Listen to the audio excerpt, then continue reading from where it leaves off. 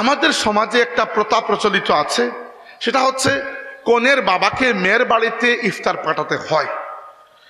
ইফতার পাঠানো কোনো গুনাহ নয়। যদি আপনার ইচ্ছা থাকে তাহলে আপনি পাঠাবেন। দ্বিতীয়ত হচ্ছে যদি আপনার সেই সামর্থ্য থাকে তাহলে আপনি পাঠাবেন। এই জন্য আল্লাহ রাব্বুল আলামিন মেয়ের বাড়িতে হোক, ছেলের বাড়িতে হোক, শ্বশুর বাড়িতে হোক, অন্য কোনো বাড়িতে হোক, ইফতার পাঠানোকে আমাদের উপর ফরজ করেননি। যেটা আল্লাহ ফরজ করেননি সেটা যদি আমরা সামাজিকভাবে আরেকজনের ঘাড়ে চাপিয়ে দেই, সেটা কি জুলুম হবে না? তাইলে আমাদের সমাজে এই জুলুম চলে আমার নিজের চোখে দেখা। অতএব আপনার যদি ইচ্ছা হয়, ইচ্ছার থেকেও বড় কথা, আপনার যদি সেই সামর্থ্য থাকে আপনার মেয়ের বাড়িতে ইফতার দেবেন, আপনি দেন, নো প্রবলেম। কিন্তু সামাজিকভাবে এটাকে কোনো প্রথা বানাবেন না। এটা আপনার জন্য একটা হেসে খেলে করে ফেলার মতো বিষয় হতে পারে, অন্যের জন্য এটা গলার কাটা হয়ে যায়। একজন গরিব মানুষের পাঁচটা মেয়ে থাকতে পারে, একটা বাড়িতে ইফতার দিতে এক মুষ্টি ইফতার তো কেউ দেবে না, দিলে তো মোটামুটি ভালো করে দেবে। আর রমজান মাসে এমনি জিনিসপত্রের দাম অনেক বেশি থাকে। একজন মানুষের চিন্তা করে দেখুন, একজন গরিব মানুষের, রিক্সাওয়ালা ভাই, দিনমজুর ভাই, অথবা ছোট দোকানদার, সেলসম্যান, এদের বেতন আর কত টাকা থাকে? এরা যদি পাঁচটা মেয়ের বাড়িতে ইফতার দিতে হয়, তাহলে পুরো রমজান মাস স্বামী স্ত্রীকে তো প্রায় না খেয়ে দিন কাটাতে হবে। দয়া করে ইফতার দিতে চান দিন, কিন্তু সামাজিক প্রথায় পরিণত করবেন না।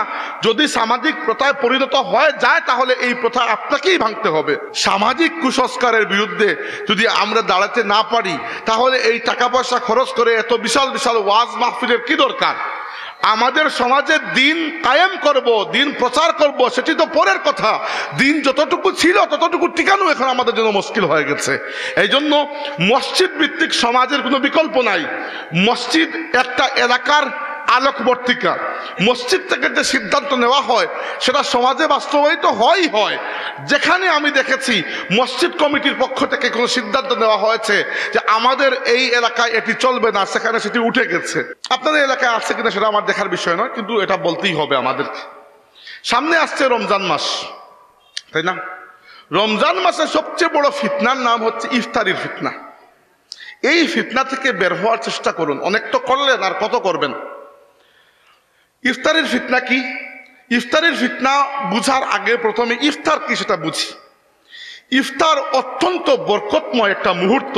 আল্লাহ নবী বলেছেন, লিসাইমি ফারহাতানি, ফারহাতুন ইনদাল ফিতরি ওয়া ফারহাতুন ইনদা লিকাই রাব্বিহি।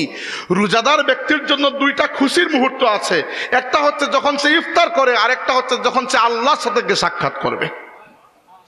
আল্লাহর সাথে সাক্ষাৎকে আল্লাহ নবী ইফতারের সাথে এক বরাবরে বলেছেন, অর্থাৎ ইফতারের মর্যাদা অন্য খাবারের মতো নয়। দ্বিতীয়ত, ইফতার নিজের সাথে অন্যকেও শরীক করা, অন্যকে ইফতার খাওয়ানো, এত বড় সওয়াবের কাজ। রাসূল পাক সাল্লাল্লাহু আলাইহি ওয়াসাল্লাম বলেছেন, যে ব্যক্তি অন্যকে ইফতার করায় আল্লাহ ওই ব্যক্তিকে ওই রোজাদারের সমান সওয়াব দান করে দেন। এই জায়গায় ফিতনা কোনটা? ফিতনা হচ্ছে আমাদের সমাজে একটা প্রথা প্রচলিত আছে, সেটা হচ্ছে কনের বাবাকে মেয়ের বাড়িতে ইফতার পাঠাতে হয়। ইফতার পাঠানো কোনো গুনাহ নয়। ইফতার পাঠানো কোনো গুনাহ নয়। শর্ত হচ্ছে দুইটা। যদি আপনার ইচ্ছা থাকে তাহলে আপনি পাঠাবেন।